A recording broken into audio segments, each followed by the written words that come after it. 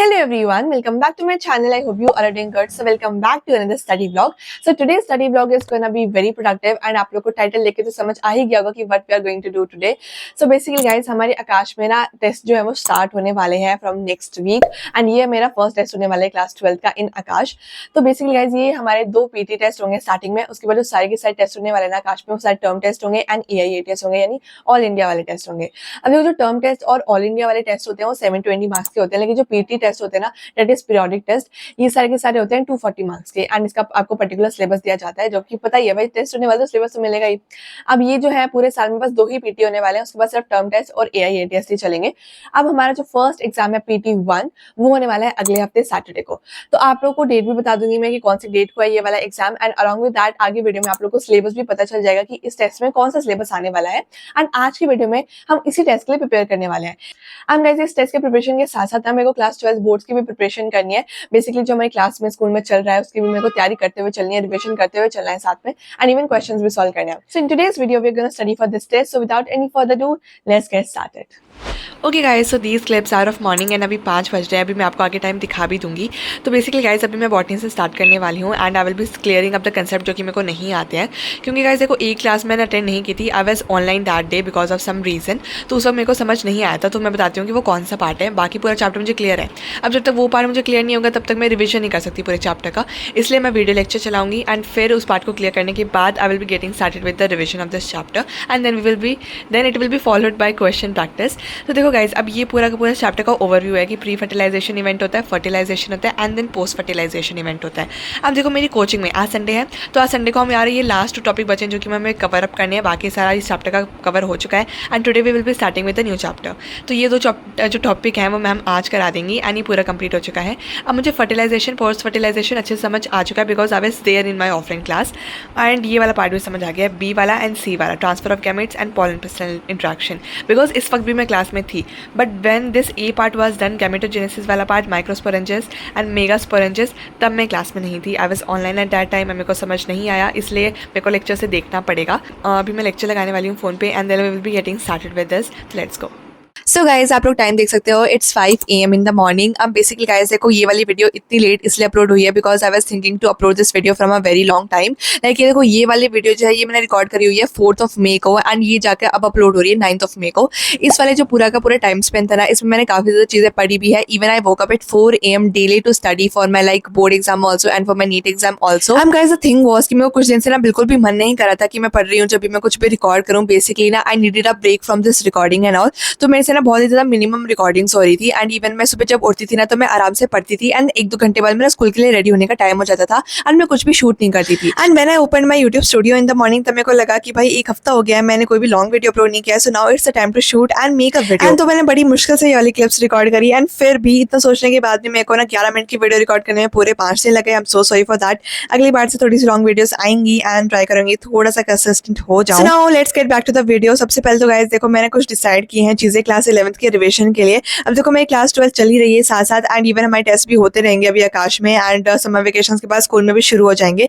But class 11th का क्या, वो भी तो रिवाइज करनी है. तो उसके लिए मैंने एक अच्छी सी ट्रिक सोच रही है गाइस. बेसिकली मैंने सब कुछ प्लान कर लिया था इन 5 दिनों में एंड मैंने एक बहुत ही अच्छी चीज सोची है. Basically it's a strategy type जो कि अभी मैं आपको बता देती हूँ. गाइस जैसे यहाँ पे मैंने ना बॉटनी का सिलेबस कंप्लीट हो गया था, मैं बाहर आ गई थी थोड़ी देर पढ़ने के लिए बिकॉज अभी मौसम भी थोड़ा सा अच्छा हो रखा था बाहर.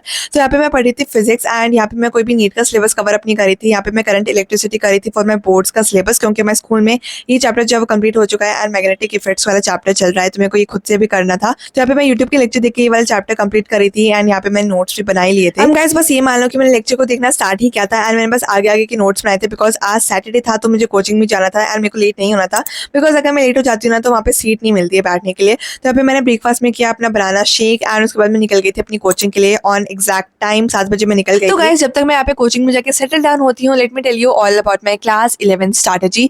तो बेसिकली गाइस पिछले वाले स्टडी ब्लॉग में आई टोल्ड यू ऑल कि हमारे आकाश में 2 टाइप के टर्म टेस्ट होने वाले हैं.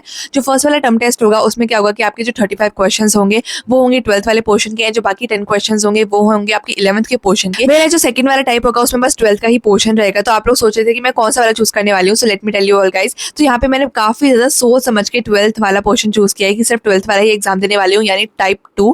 अब देखो गाइस मेरी 11th जो है वो इतनी अच्छी नहीं गई थी, सो आई डोंट वांट कि मैं 12th के साथ साथ 11th का भी टेस्ट दूँ, तो जिसकी वजह से मेरे मार्क्स खराब हो जाएं। अब मेरे को यहाँ पे टोटली 12th पे फोकस करना है एंड 11th को साथ साथ रिवाइज करना है, लेकिन घर पर। अब now let me tell you all की व्हाट आई मेंट कि घर पर रिवाइज करना है। तो बेसिकली गाइस देखो, आपको पता ही है कि अगर हमें नीट की प्रिपरेशन करनी है, so we need to be consistent with each and every part, both class 12th and both class 11th also. अब देखो, मेरे को 12th जो है वो बस आकाश के साथ चलना है एंड मेरे को वहाँ पे अच्छा परफॉर्म करना है, मेरा जो 11th की रिविजन है वो मुझे खुद से करनी पड़ेगी, so that I could get a strong hand on 11th also. तो उसका जो स्ट्रैटेजी है वो ये है। हम गाइस उससे पहले एक बार आप लोग ये बोर्ड पे देख लो, यहाँ पे मैं आप लोग को सिलेबस दिखा रही थी कि क्या क्या आने वाला है एंड मैंने बॉटनी का सिलेबस कवर अप कर लिया था अलॉन्ग विद सम क्वेश्चंस जो कि मैंने मॉड्यूल से कवर अप किए हैं। एंड अब मेरे पीवाईक्यूज बचे हुए हैं जो कि मैं इसी वीडियो में आप लोग को दिखाने वाली हूँ। आई will be covering that PYQs also and मैं आप लोग को साथ में मार्क्स भी दिखा दूंगी कि मैंने कितने मार्क्स स्कोर किए हैं उन पीवाईक्यू वाले सेशन में। यहाँ पे मैंने फिजिक्स स्टार्ट कर दी थी, जैसे कि मैंने आप लोग को बताया हुआ है कि मेरे को कोचिंग में फिजिक्स समझ नहीं आती है, तो मेरे को यूट्यूब से करना पड़ता है उसको कवर अप। एंड यहाँ पे मुझे कोई भी कॉन्ट्रोवर्सीज नहीं चाहिए गाइस। देखो, अगर आपको किसी टीचर का नहीं समझ आ रहा है तो you can always watch any YouTube lecture on YouTube. Guys, ये जो कॉन्ट्रोवर्सीज होती है ना कि आकाश में पीडब्ल्यू से क्यों पढ़ रहे हो, इसकी वजह से आपको अपनी स्टडीज को कॉम्प्रोमाइज नहीं करना है। जहाँ से भी आपको पढ़ना हो आप वहाँ से पढ़ सकते हो, चाहे वो कोई भी सब्जेक्ट हो। मेरे को 3 सब्जेक्ट अच्छे से समझ आ जाते हैं वहाँ पे, तो मैं कॉन्सेंट्रेट होकर पढ़ लेती हूँ। फिजिक्स नहीं आता तो मैं इसमें कुछ नहीं कर सकती। I need a lecture on YouTube as well. अब देखो guys, getting back to our 11th की स्ट्रैटेजी। अब देखो, मैंने क्लास 11th में इतने ज्यादा एग्जाम्स नहीं दिए थे because my syllabus was not covered up and मैं इतनी ज्यादा कॉन्फिडेंस नहीं थी, तो मैंने काफी टेस्ट जो है वो आकाश में नहीं दिए थे। बट गाइस, मैंने सारे के सारे जो पेपर्स थे ना वो आकाश के ऑफिस से कलेक्ट कर लिए थे, वो मेरे पास रखे हुए हैं। इवन मैंने आधे सॉल्व कर रखे हैं, आधे सॉल्व नहीं कर रखे हैं। अब देखो, मैं 11th का जो मेरा प्लान है वो कुछ इस प्रकार का है कि देखो, जब भी हमारा जो कोई भी वीक होगा उसका स्टार्टिंग होगा, फॉर एग्जाम्पल मंडे है, तो मंडे में उनमें से कोई भी टेस्ट निकालूंगी, चाहे वो लाइन वाइज हो कि हाँ पहले हमारा आकाश में PT1 हुआ था तो मैंने PT1 निकाल लिया फॉर एग्जाम्पल। अब उसमें जितना भी सिलेबस आया होगा ना, मेरे को उतना का पूरा सिलेबस जो है वो पूरे के पूरे वीक में कवर अप करना है। एंड देन सैटरडे या संडे उनमें से कोई भी एक दिन चूज करना है जिस वक्त मैं वो पूरा का पूरा पेपर जो है वो अटेम्प्ट करने वाली हूँ विद अलॉटेड टाइम एंड उसको फिर अपने आप को जो रिव्यू करने वाली हूँ एंड मार्क्स देने वाली हूँ। बेसिकली अपना जो पेपर है उसको रिव्यू करने वाली हूँ कि कहाँ फिर से मिस्टेक्स हुई हैं। एंड इस तरीके से मेरा जो क्लास 11th का पूरा सिलेबस है वो टाइम टू टाइम जो है वो रिवाइज होता रहेगा एंड क्लास 12th पे भी मैं फोकस कर पाऊंगी बिकॉज आकाश में क्लास 12th के एग्जाम्स तो हो ही रहे हैं। एंड इसलिए मैंने सोचा कि टाइप 1 चूज करने के बाद अपना जो आधा टाइम है क्लास 12th का उसका रिविजन को कॉम्प्रोमाइज करके मैं क्लास 11th का भी रिविजन करूँ एंड उसके बाद टेस्ट में जो है स्कोर मेरा डाउन हो जाए just because of class 11th। ऐसा मुझे नहीं चाहिए। इससे अच्छा तो बेटर होगा कि मैं क्लास 12th पे फोकस करते हुए टाइप 2 वाला टेस्ट दूं एंड जो घर पे बैठ के क्लास 11th का रिविजन करूं एंड खुद से जो मेरे पास टेस्ट पेपर्स हैं क्लास 11th के उनको ही अटेम्प्ट करूं because they are not attempted by me in my class 11th year. So मेरे लिए तो यही वाला वे होने वाला है एंड ये आपको आगे वाले स्टडी ब्लॉग्स में भी दिखता रहेगा। मैं सैटरडे संडे ना इसकी टेस्ट भी देती रहूंगी एंड इवन पूरे वीक में आपको दिखेगा कि मैं क्लास 11th के भी टेस्ट की रिविजन कर ही रही हूँ अपने आप से। And along with that guys, do tell me in the comment section कि आप लोग का क्लास 11th को रिवाइज करने का स्ट्रैटेजी क्या बनाया है आपने एंड इवन क्लास 12th के एग्जाम्स को आप कैसे देने वाले हो। तो गाइस, मैंने बॉटनी को रिविजन कर लिया था, सुबह सुबह पूरा रिविजन कंप्लीट हो गया था मेरा एंड फिर कोचिंग जाने के बाद जब भी मेरे को टाइम मिल रहा था तो I solve the module also. तो मेरा जो लेवल 1 वाला मॉड्यूल है वो कंप्लीट हो गया था। लेवल 2 वाला मॉड्यूल मैंने ऐसा सॉल्व नहीं किया था because I decided to do PYQs of all the topics that are coming in this test. तो यहाँ पे मैं अभी PYQ सॉल्व करूँ बस उन्हीं टॉपिक के जो कि मेरे टेस्ट पे आने वाले थे, बेसिकली बिफोर डबल फर्टिलाइजेशन वाला टॉपिक। हम जो PYQs थे वो मेरे को इजी से मॉडरेट लेवल के ही लग रहे थे, लाइक इतना कुछ हार्ड भी नहीं था। बस कुछ क्वेश्चन जो बीच में थे वो कंफ्यूजिंग थे जिसकी वजह से मेरे वो गलत हो गए। वो भी काफी सिली मिस्टेक ही की है मैंने, ज्यादा जल्दी में कर दिया। बट हाँ, बाकी ओवरऑल जो थे वो काफी इजी क्वेश्चन थे एंड अच्छा लगा कि मेरे को कुछ ना कुछ तो आ ही रहा था। Guys, I just wanted to share with you all some pointers from class 12 biology वाली NCERT। अब आपको पता ही है अगर आप नीट दे रहे हो तो NCERT कितनी ज्यादा इंपॉर्टेंट होती है, लाइक हर एक line is very important. And उसी प्रकार से अगर मैं आप लोगों से ये क्वेश्चन पूछूं कि what from the following options what are all the parts of female reproductive system, तो आप लोग क्या ऑप्शन करेक्ट करोगे। सबसे पहले वीडियो को पॉज करके यहाँ पे आंसर आप लोग दे देना मुझे कमेंट सेक्शन में कि आपको क्या लगता है। ओके गाइस, तो अभी मैंने यहाँ पे ना क्वेश्चन सॉल्व कर लिया है बट मैंने बस 56 तक ही सॉल्व किए हैं बिकॉज देखो यहाँ पे ना इसके बाद जो 56 के बाद जो ये सारे क्वेश्चन है 2007 और 4 वगैरह के हैं, तो मैंने सोचा इतना प्रीवियस में कुछ आने की जरूरत नहीं है। सो मैंने यहाँ पे 56 यानी 2008 तक के क्वेश्चन ही सॉल्व किए हैं। एंड अभी मैं आपको बताऊँ तो मेरे इसमें टोटल 8 क्वेश्चन जो हैं वो रॉन्ग है। तो जो भी मेरे क्वेश्चंस रॉन्ग है ना उनको ना मैंने सर्कल मार्क कर लिया है एंड इनको मैं मतलब मैंने इस पर कोई भी आंसर टिक नहीं किया बिकॉज अभी देखो मेरे पास पूरा का पूरा साल बचा है, तो in case I need to revise these things तो मैं इसको दोबारा सॉल्व भी कर सकती हूँ। बट अगर मैं इन पर टिक कर लेती तो मैं इनको दोबारा सॉल्व नहीं कर पाती, इसलिए मैं इसको OMR पे किया है एंड यहाँ पे बस साथ साथ टिक किया है क्वेश्चन जो भी मेरे सही है एंड जो सही नहीं है उन पर मैंने सर्कल मार्क कर लिया है इस तरीके से, ठीक है।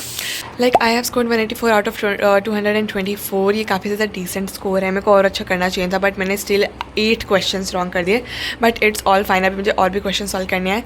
तो अभी के लिए बॉटनी की तो मेरी रिविजन काफ़ी अच्छी चल रही है, तो मेरे को बाकी चीज़ों पे भी ध्यान देना है। तो let's move to zoology. So guys it was just my self made question because इसमें हमारे कोचिंग में कुछ क्लासेस के बच्चों को कुछ डाउट आ रहा था। तो देखो आप लोगों को मोस्टली आई नो कि आप लोगों ने सही आंसर दिया होगा and you know the answer, but यहाँ पे मैं बता रही हूँ कि जो एनसीईआरटी है ना उसमें दो जगह अलग अलग चीजें लिखी हुई है। लाइक जो मेन टॉपिक है फीमेल रिप्रोडक्टिव सिस्टम वाला, वहाँ पे जो फीमेल रिप्रोडक्टिव सिस्टम के पार्ट्स हैं वो एक साथ मेंशन किए गए हैं, लेकिन जो मेमोरी ग्लैंड्स है ना उसको अलग से लिखा गया है। Like these parts of the system along with a pair of mammary glands, जहाँ पे वो क्लियर नहीं होता कि ये इसके अंदर इंक्लूडेड है या फिर नहीं। बट अगर आप समरी चेक करते हो तो वहाँ पे एक लाइन के अंदर ही मेमोरी ग्लैंड्स को भी लिखा रहता है, जिसका मतलब है कि हाँ memory glands is a part of female reproductive system. तो here I was just telling you all कि summary is also very important. Like आप लोग पढ़ते भी होगे बट मैं नहीं पढ़ती थी एज सच, मैंने किसी चैप्टर की इतनी अच्छे से पढ़ी नहीं है समरी, बट अगर मेरे जैसे भी कोई है तो here I am telling you all कि summary is also very important. And guys here I was revising the chapter human reproduction. तो यहाँ पे मैं मेंस्ट्रुअल साइकिल वाले टॉपिक तक पढ़ने वाली हूँ, लाइक उससे ऊपर के पार्ट तक पढ़ूंगी बिकॉज उधर तक ही आने वाले टेस्ट में। उसके बाद का मैं कभी और रिवाइज कर लूंगी, बट अभी टाइम थोड़ा सा कम है तो इसलिए बस ऊपर से पढ़ूंगी मैं वहाँ तक। एंड फिर मैं ये पढ़ने के बाद I will be revising through my notes also because notes are very important. यहाँ पे मैं पहले एनसीईआरटी पढ़ूंगी, फिर नोट्स पढ़ूंगी, फिर इसके क्वेश्चंस करूंगी। So guys that's it for this video and I hope you all enjoyed it a lot. I will meet you all in my next video. तब तक के लिए tata, bye bye, take care.